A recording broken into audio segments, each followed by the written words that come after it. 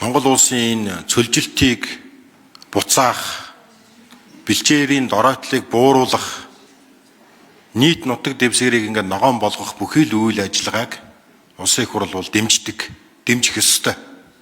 Гэхдээ энэ хууль дээр нэг зүйл ойлгомжгүй байна. Ойгоо хамгаалъя, ойн баялагын ашиглая гэд бүх зүйлийг зөвшөөрлийн хууль руу оруулж байгаа чинь ойн хууль гэсэн малгай хууль дээр чинь маш буруу, ойлгомжгүй юм харилцаа үүсэх юм биш үү? Одон туяа гишүүний хилээд байгаа болгоомжлолтой би санал нэг байна. Учир юу юм бэ гэхээр энэ дээр чи ямар асуудал үүсгүүхээр хуш модны самрыг ямар ч зөвшөөрөлгүй дур дураараа ингээд ашиглаад хэрэглээд байх боломж болцоо нээсэн юм шиг харагдаж байна. Тэгэхээр малгай хууль дээр хариуцлагын ойг хамгаалах энэ заалтуудаа оруулж өгөхгүй бол зөвхөн ойг баялаг гэж үзээд ашиглах тухай эрхүүдийг нээж өгсөн ийм хууль болцоод байна. Тэгэхээр Монгол улсад өдрөөс өдөрт хоногоос хоногт багасч байгаа ой модоо түүний баялагийг зөв эргэлтэнд оруулж ашиглах бол хуулийн чухал байна. Энэ дээр маш тодорхой хариулт өгөөч. За хоёрдугаарт нь нэг зүйлийн дутуу байна. Ойн энэ сав газар амьдарч байгаа амьтан, энэ амьтны нүүх, шилжих, ус уух энэ цэгүүдийн экологийн коридорыг гаргаж өгөх тухай заалт энд бас байхгүй байна. Мэдээж энэ мал амьтны хууль бусад хуулиуд дээр тусч байгаа бах. Гэхдээ малгай хууль дээр чинь байхгүй байна. Улаанбаатар хотыг тойрсон, хот суурин газрыг тойрсон ойн амтай энэ бүх амуудыг хашдаг мал амьтан усуухта ингээд энэ хашаанд нь шорлогдож янз бүрийн байдлаар эрсддэг. Бид нар байгаль дэлхийгээ хайрлая гэвэл энэ заалт чинь байхгүй байна гэдгийг дахин хэлье. За 3 дугаар асуулт бол иргэдийн оролцоотойгоор мод тарьж ургуулвал тэрнийг ямар баялаг хөрөнгө гэж үзэх юм бэ? Мод тарьж ургуулад байгаа иргэд олон төмнөө яаж дэмжиж энэ оролцоог нь хангах юм бэ гэдэг ийм 3 асуултанд хариулж өгөөч. За, хууль санаач хариулъя. Батэрдэн шүү. За, хуулийн дээр ямар ч заалт тэгж чөлөөтэй орхисон заалт байхгүй.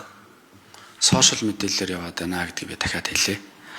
Зөвшөөрлийн тухай хуультай харилцааг огт хөндөөгүй. Өөрөөр хэлбэл өнөөдөр зөвшөөрлийн тухай хуулийн дээр байгаа 1.11, 1.29, 1.30 гэдэг заалт огт хөндөгдөөгүй.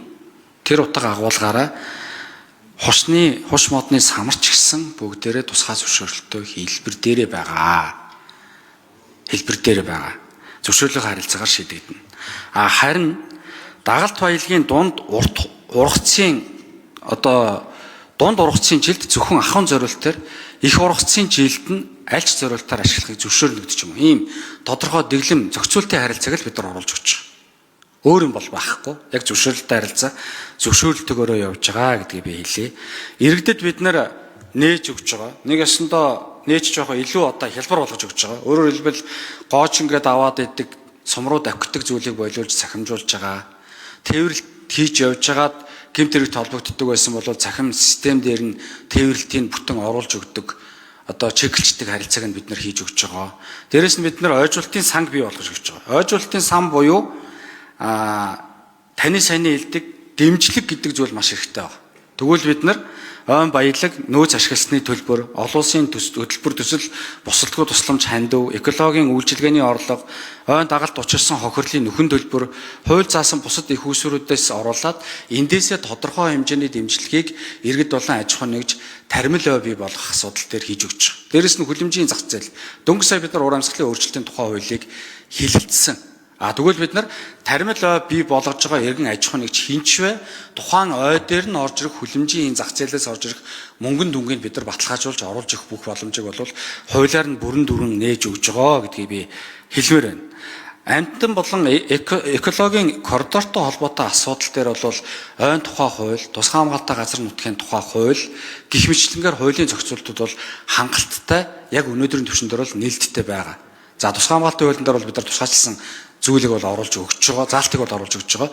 Ой хуулийн дээр бол аливаа хаалт байхгүй, харин хамгаалтын, ашиглалтын, тусгай зорилтын ойн гэж ангилал үүсгээд энэ дотроо тодорхой хэмжээний ялангуяа хамгаалтын буюу таны хэлдэг зэрлэг амьтан өөрөө амьдардаг хэсэг дээр бид нар илүү хамгаалтын зарчмыг барьж тэнд хүний гар хүрхээргүй байдалтайгаар зөвхөн анги очиж мэргэжлийн үйл ажиллагаа явуулах түвшинд нь л тодорхой зөвшөөрлүүдийг олох харилцааг бол бид нар оруулж өгч байгаа. Тэгэхээр амьтан, зэрлэг амьтан маань бол ойдоо ямар ч асуудалгүй бол амьдарч экологийн коридор гэж таны нэрлсэн буюу аливаа асуудал бол үүсгээргүй түвшиндээ бол